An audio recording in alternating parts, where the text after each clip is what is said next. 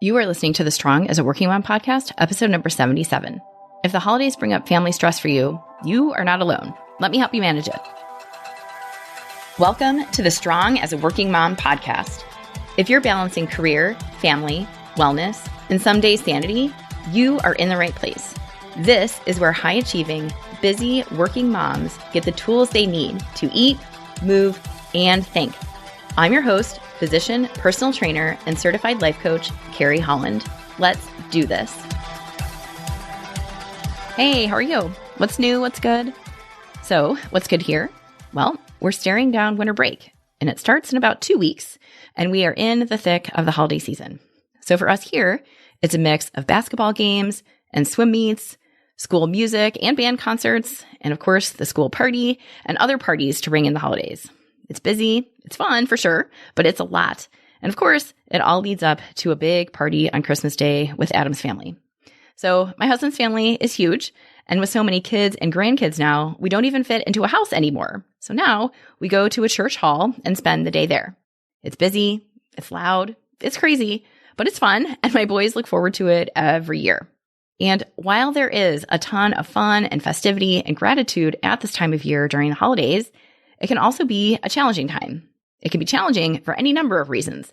But what I have found over the years for my clients, and even for me, is that the holidays can serve as a reminder of what you don't have.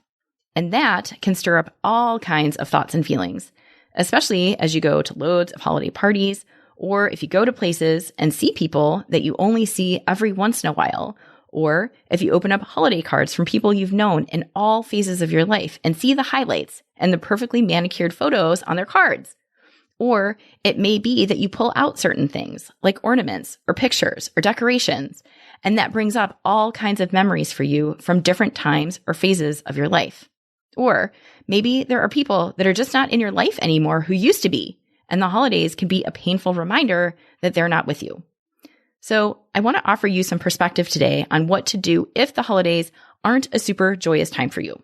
I also want to give you some thoughts to consider as you notice what comes up for you over the holiday season so that you can manage whatever feelings you have, because there is nothing wrong with whatever you feel, okay? Let me make that clear from the outset. I know that culture and marketing and TV and social media makes it seem as if this time of year is all twinkles and snowflakes, but the reality is it's not that way for everyone. And whatever feelings come up for you at this time of year, that's okay. Let them be there. So for me personally, while it's taken a lot of work and a lot of time to be at peace with the dysfunction of my family, the holidays are often a reminder of just how dysfunctional it is. I don't have a large family, as I've said before, and my parents are not really in the picture. There are occasional phone calls with my dad, but it's generally pretty short and superficial, and only when my mom is not around, because my dad essentially keeps the relationship he has with me a secret from her. So as a result, my kids don't know my parents at all, other than the yearly birthday and or Christmas cards that come from my dad in the mail. So part of this is a reflection of the choice I made. I own it.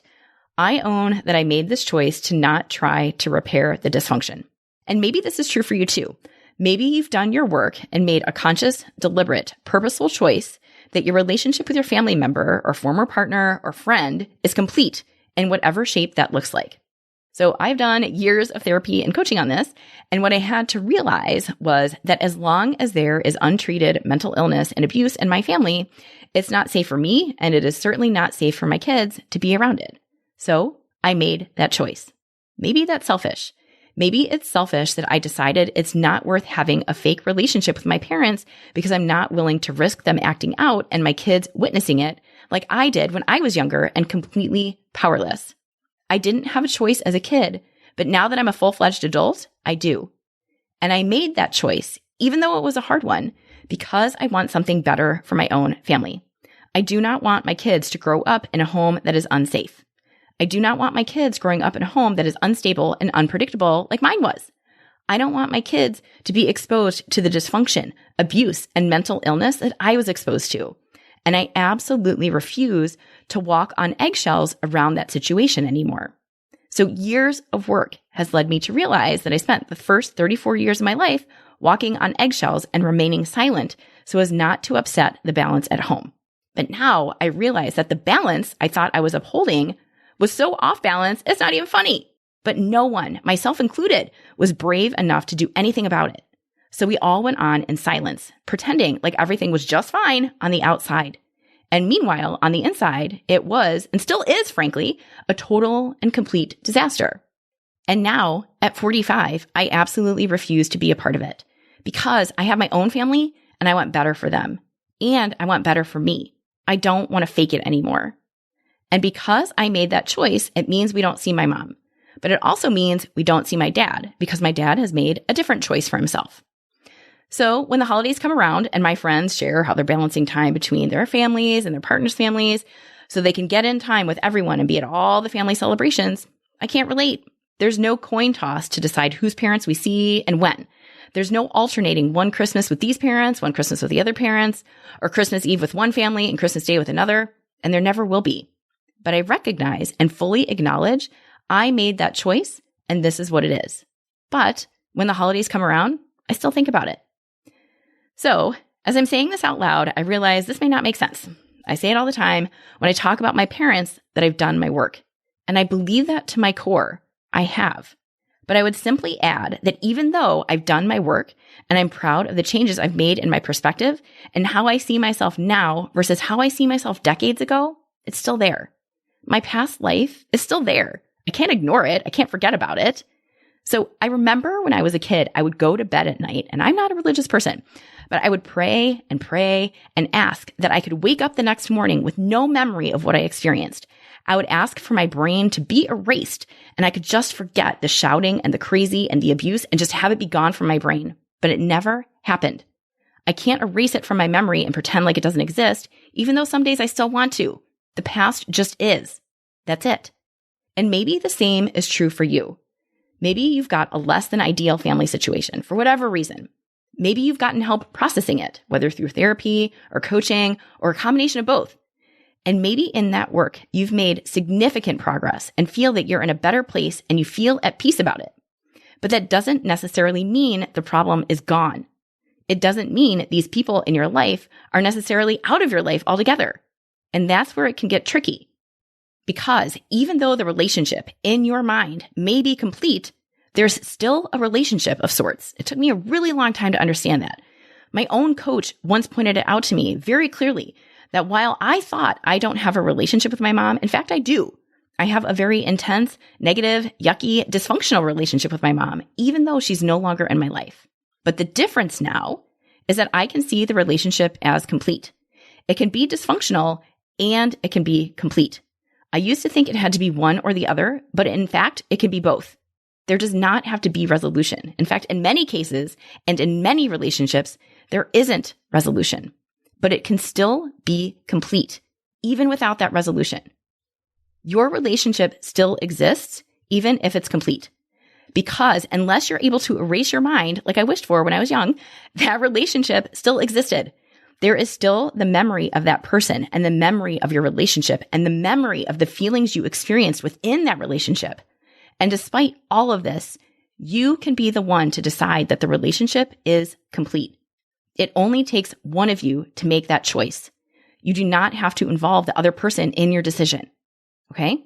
And here's another thing about this that I learned just recently even. I'll share with you a lesson I was not ready to learn, but learned anyway. And I think this is especially relevant as we glide into the holiday season. Even though you may have done a boatload of work to be at peace with your family or your past or your relationships, even though 99.9% of the time you are in a state of balance and you're in a good place, and most of the time you have a handle on the less than stellar parts of your life and your past and your unhealthy relationships, sometimes it comes back and tests you. Sometimes things happen that you are not prepared for or at all ready for. Sometimes surprises happen, and we are not talking good surprises here, but sometimes unexpected things happen and you have to respond. And even though you might think you've done your work and you're in a place of peace, you may suddenly find yourself right back where you started. You might feel like a total mess, like all of the tools and the concepts and the mindset work and the self-talk are just out the window. Maybe that's just me. But here's what I learned from my own experience that I've been able to draw upon in my coaching work and now what I'm sharing with you. You can change your habits. You can absolutely change your wiring and practice thinking and practice acting in a way that is different from before. It is possible for you to change your identity. You can become a different person.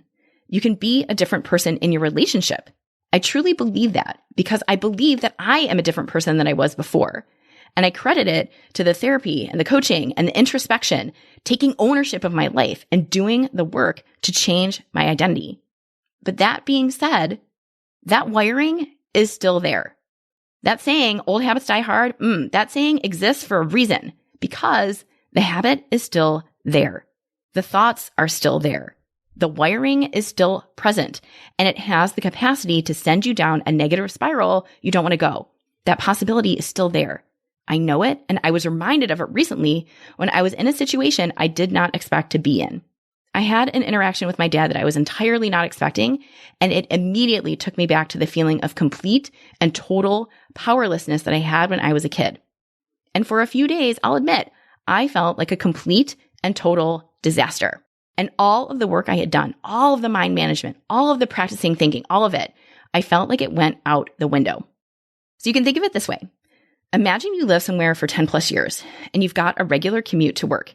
And you take that route to work twice a day, 5 days a week, every week for 10 or more years. After a while, driving that route becomes automatic.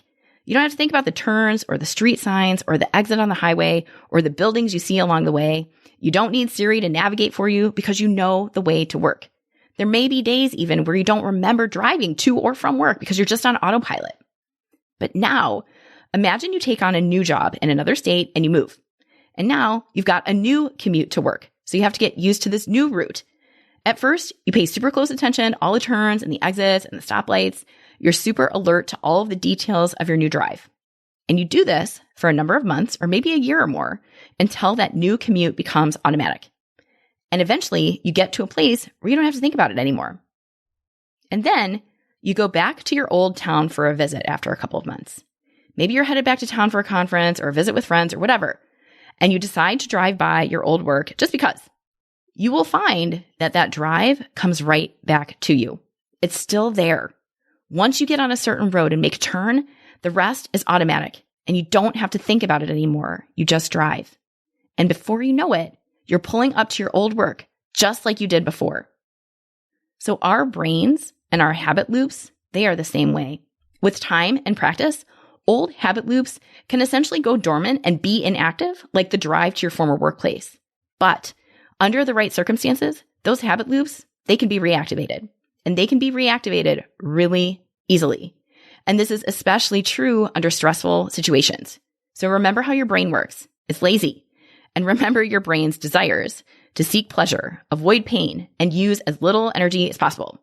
So when you're in a stressful situation, your brain will default to what it knows. It will default to what is most comfortable. Your brain will go back to what's easy, what's familiar, and what takes the least amount of effort and energy to do in order to keep you safe. And what this all adds up to is that your brain still has the capacity to revert. You still have the wiring to bring you back to old habits, even if those old habits do not help you. It's annoying as hell, but it's true. And so while in this situation with my dad, I could totally feel myself reverting, but I got a hold of it. I reminded myself of what was real and true in that moment. I am an adult.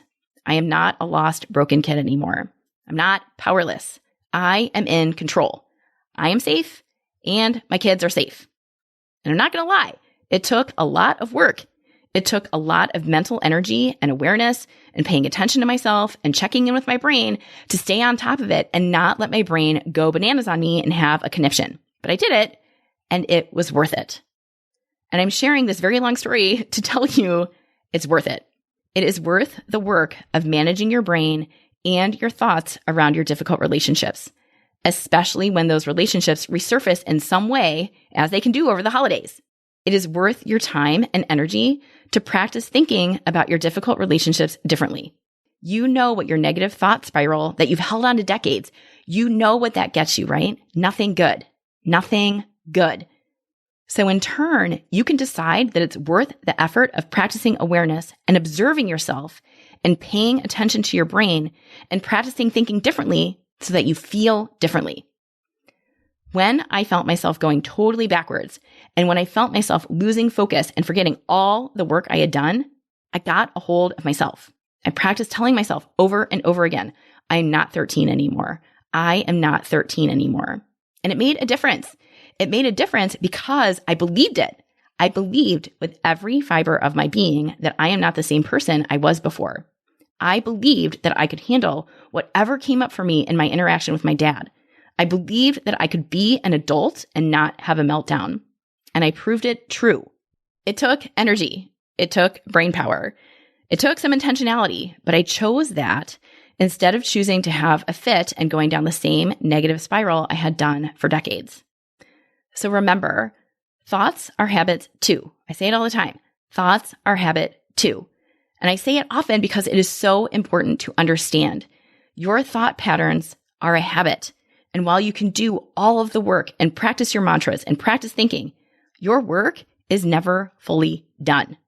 I know, even just saying that out loud, it does not feel awesome. But I promised when I started this podcast, I wasn't going to BS you. I wasn't going to sugarcoat things. And I wasn't going to talk in glittering generalities. If you have a difficult relationship, or if you have a strained relationship with a family member, a partner, or friend, that work doesn't go away. My own coach reminded me of it. When I swore up and down I didn't have a relationship with my mom anymore, she corrected me. She finished by suggesting that this is my work, and I may never be done with this work. And I was super resistant to that at first. I didn't want this to be my work. I was too angry and resentful that this is what I got stuck with. I was annoyed. I was so plagued with thoughts of my friends and even my husband, who in my mind all have these super fun, friendly, kind, supportive, happy, functional families. And I was too busy being mad about it and mad that I got stuck with what I got stuck with. And maybe that's you too. I'm guessing you didn't ask for whatever ick happened to you. Whatever difficult situation you have, whether that's with your family or friends or whomever, I'm guessing you didn't ask for it. Most of us don't ask for dysfunctional relationships, right? And you might be angry that this is your work. You might be mad, like I was mad when my coach pointed out to me that this is what I have to grapple with. And what I'll offer to you is this: be mad, name it, and then allow it. So often we stop short. We can name it and say, hey, I feel really angry or disappointed or resentful about this. But that's not the end of it. There's more to it than simply naming how you feel. Once you do that and you name your feeling, you're not done. So this is where I got really confused, and I hope I can help you. I used to think that once I could identify and name what I was feeling, I was all done. But that's the intellectual side of it. That's your brain doing the work to attach a name to an emotion. But you're not done. Remember, you don't think an emotion, you feel an emotion.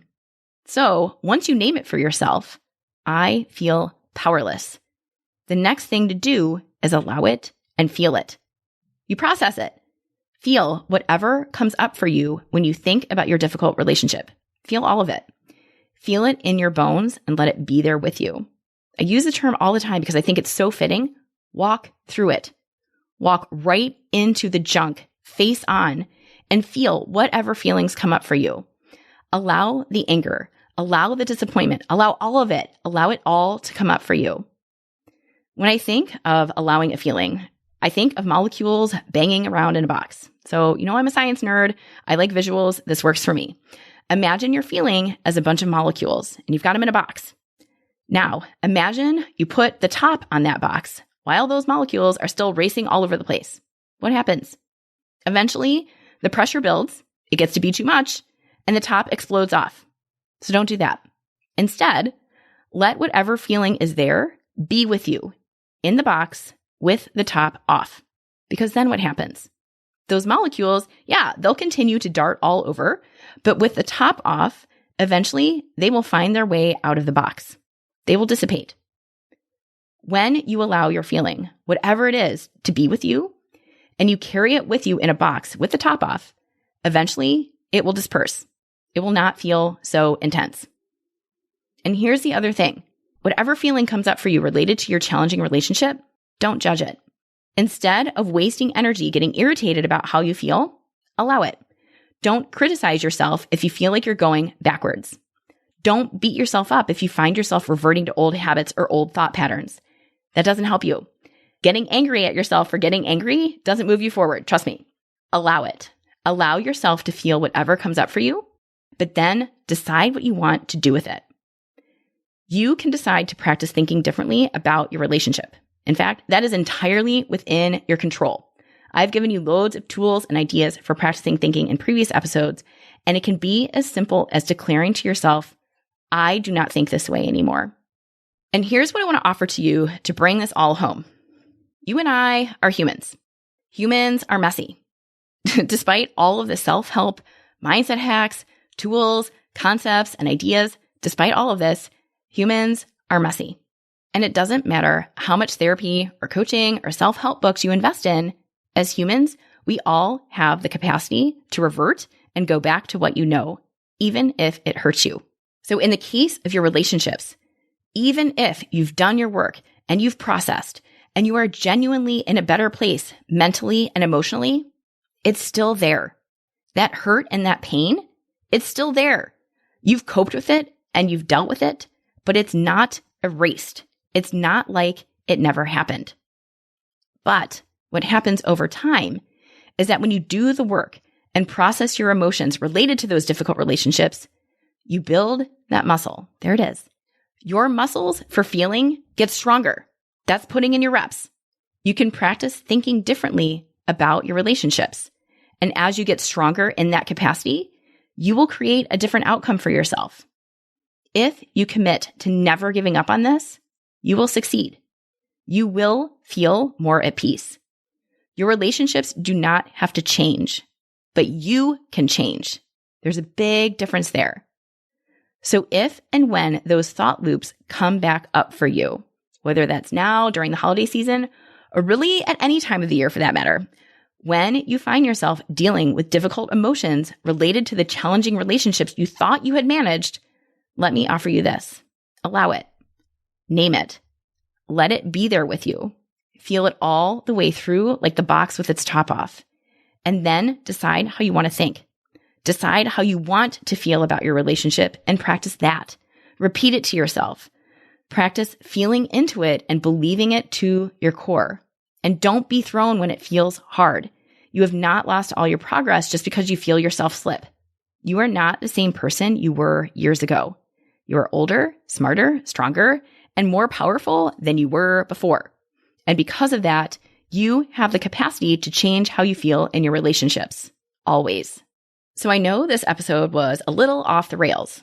I didn't go back to the books on this one. I didn't look up any scientific research or review a stepwise process to dealing with a relationship. Instead, I'm sharing this with you as one messy human to another who has gone through some junk with her family and came out on the other side still standing, even if I falter every now and then. I pride myself on the work I've done to evolve and grow and be a more responsible adult in this crazy world we live in. But that being said, I'm still a human. I have messy days. I have messy relationships with my parents, and I don't always have it together. No one does. But if I can help you make a little more sense of your own difficult relationships and help you realize that this is an ongoing process and that while you may never fully be done, you most definitely can live more at peace with the challenging people in your life, then I'm doing my job. Your past, your relationships, your junk with your family, that does not have to define you. It is not who you are. You are not trapped. You are not stuck, and you are not powerless. And you are not destined to repeat history. Even if things happen that bring up difficult feelings and remind you of your past, remember that your past is over.